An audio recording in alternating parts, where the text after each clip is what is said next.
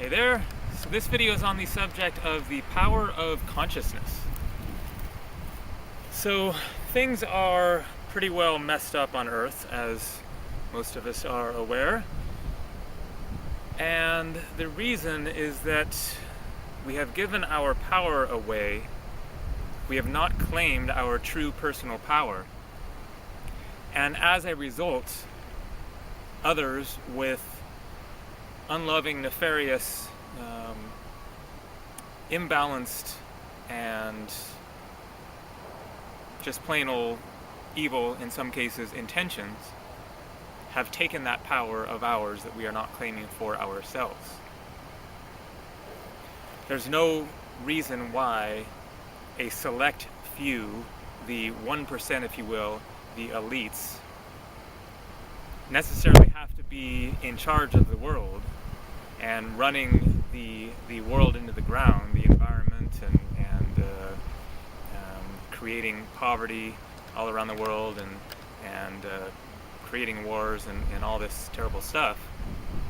There's no reason that this has to be the case when a tiny select few are in charge of everything, when there are billions of people who could easily get rid of these powers, these forces, and take the reins of the power that we have available to us in order to move this world in a better direction, in order to be living our lives and creating societies that are more in balance with the world, with the environment, with one another, so that we are creating more balanced, loving, heart-centered societies that are in tune with the earth. There's no reason that can't be the case. And so the reason that things are imbalanced the way that they are is because there is a imbalanced power dynamic in place, such that people are not claiming their true potential and personal power, and thus that power is being taken by others and used for their own personal selfish interests. And so the solution, as I see it, is to reclaim the true power of consciousness. This dynamic will not be genuinely solved as long as people are in a place of personal disempowerment. It is not about, ultimately, initially, your power in the outer world out there somewhere, of having a position of authority of some kind, of having influence, money, being listened to by others because you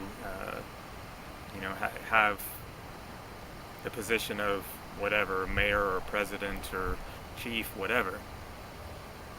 Personal power doesn't have to mean that you have power over others. It is about your own energetic field and radiating your own personal power outwards to the world around you. And so the starting place, the place to really make a difference, is on your own personal energetic vibration, and truly claiming that power of consciousness that is available to everyone, that is our true potential, and working with that first and foremost, and then from there ultimately making changes in the outer world. But as long as you're focused out there, as long as you're trying to change the political system, change the economic system, change the social system without having done your genuine work within, then your results are only going to reflect your own state of being. And as long as your own state of being is one of not having genuinely claimed your own personal power of consciousness, then nothing will ultimately really change. So another point that I want to make here is, along the spiritual path, and the path of claiming one's true personal power is that spiritual awakening, spiritual realization, etc., is not about understanding the correct intellectual concepts or beliefs. This is absolutely part of the process, but having the right understandings, not that I believe that you can say such and such is categorically the right understandings versus the wrong understandings, but I do believe that there is ultimate truth that we can get closer to, and that having those understandings that are closer to the real ultimate divine truth can go a long ways in leading us in the correct direction, the right direction of truly claiming our personal power. However, those understandings and beliefs in and of themselves do not solve the problem, do not ultimately make the changes, because that is only working with one aspect of our being, of our consciousness. And our true personal power of consciousness is not a mental construct, is not just thoughts and beliefs. Having the proper understandings, the more correct spiritual beliefs and truths are kind of like signs pointing in the right direction. Here is the blueprint, the understandings of how things really work and what the true divine imprint is, the way that things work, and what is truly right and wrong, and how to go about living a righteous, loving, balanced life. These are like the signs pointing in a direction, or the blueprint of how to create a house. The signs don't get you there. The blueprint does not equal a completed house. There are other aspects of our being, of our consciousness, which are our true personal power that is not being claimed. And that is, as I see it, the lower self, the emotional self, that which is represented by our lower chakras of intuition and creativity and feeling and emotion and passion for life. Our root base primal power, which is an essential component of our being and must absolutely necessarily be part of the process of claiming our true personal power and coming into the full potential of our consciousness. And so this is really the missing link, is this divide, this separation between upper and lower.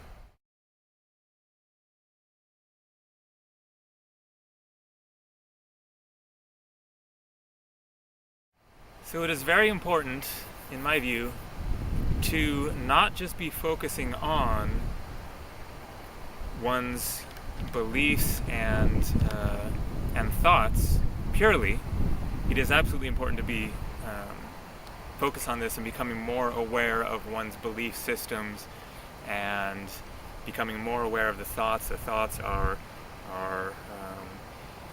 the tip of the iceberg of our consciousness, which are telling us, what we're caught up in, what we're focused on within ourselves.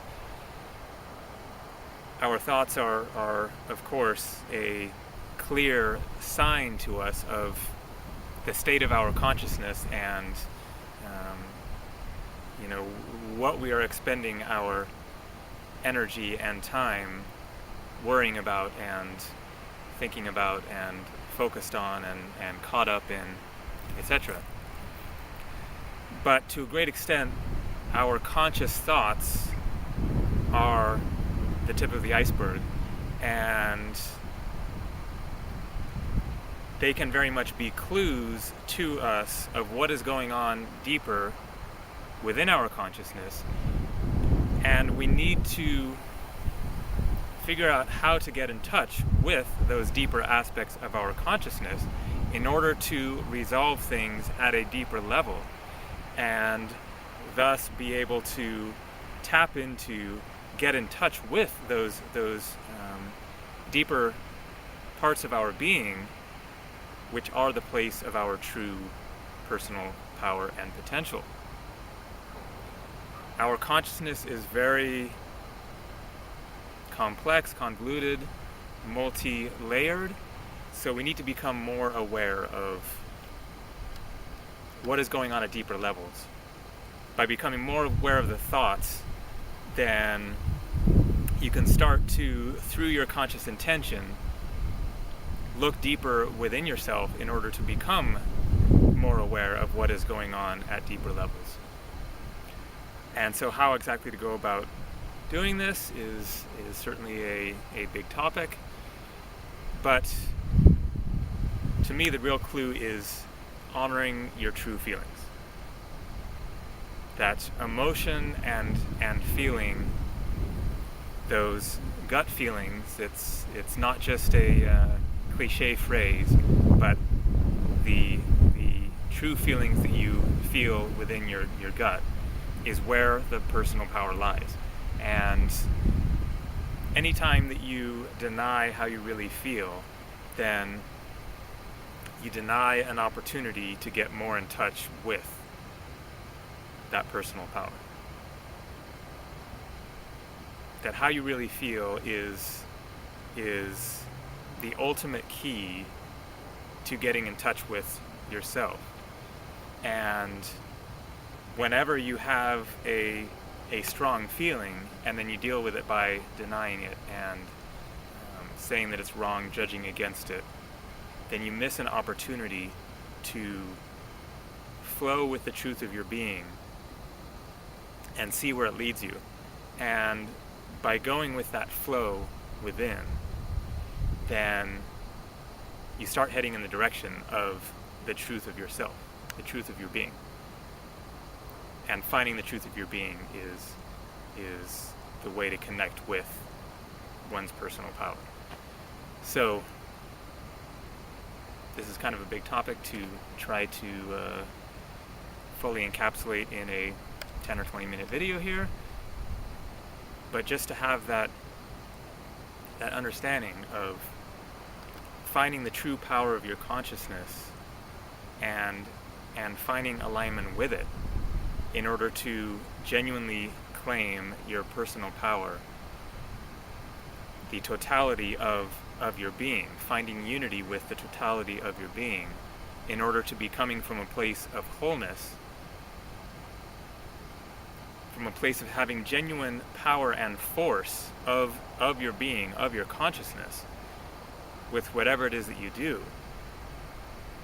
And whatever it is that you do will then be reflected by the quality, the power of your consciousness. And so it is absolutely essential to claim that true power within.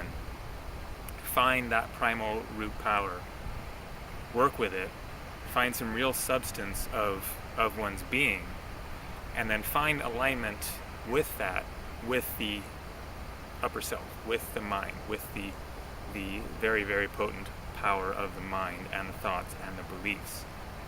But thoughts and beliefs and the mental capacity alone does not equate to being in a place of true personal power within, because you aren't working with the totality of your being, and emotion and feeling and the gut and intuition and passion and the full spectrum of emotions, from anger to sadness to your fears, to your desires, to your creativity, to your joy and love and bliss. Being able to run that whole spectrum of being and allow yourself to go to those various places of yourself and get in touch with them and work with them and have a flexibility of your consciousness rather than being in a state of being frozen energetically is an absolutely essential component of coming into true personal power. So thanks for watching. Take care.